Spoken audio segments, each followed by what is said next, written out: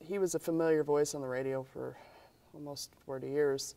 The biggest thing that you always listened for his voice. You could hear it. As soon as you heard the tones drop for him, it was Chief 5. And you just knew that somehow, some way, something was either going to magically happen or mysteriously become funny. But he was always good about making sure that the job got done effectively. But he had such a quintessential way of making business happen, and such a light of heart, no nonsense kind of firefighter. He really kind of took the aspect of not John Wayne as how you would do it, but John Wayne as the way he carried himself, just very real rough around the edges, and just didn't have any problems telling anybody exactly how he felt about a matter.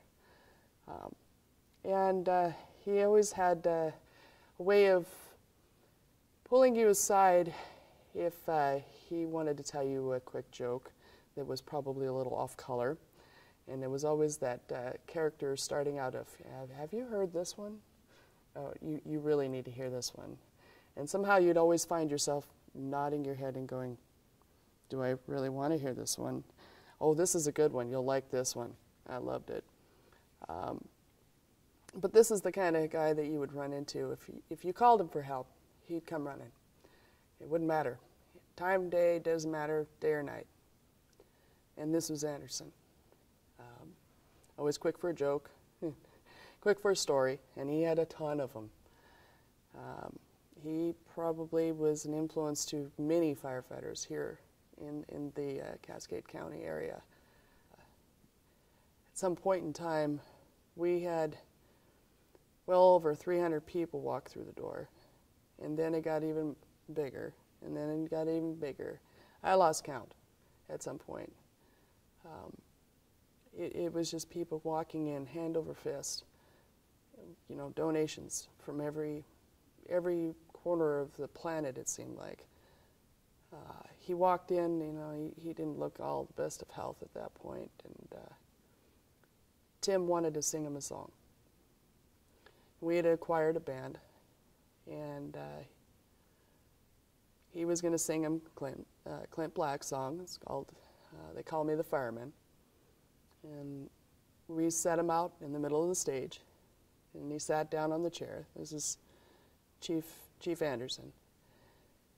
And Tim just came right up there with that microphone and started singing, and sat on his lap and wrapped his arm around him and gave him a great big old kiss right in front of about 350 spectators. And Dave Anderson's face just turned bright red at that point.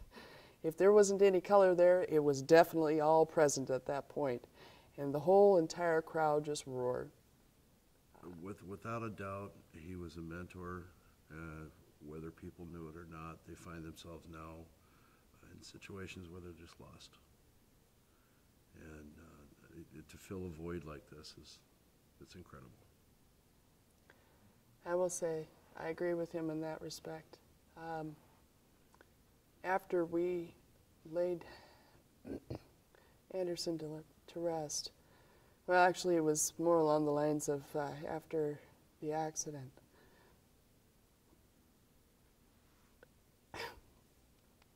He was missed because you'd hear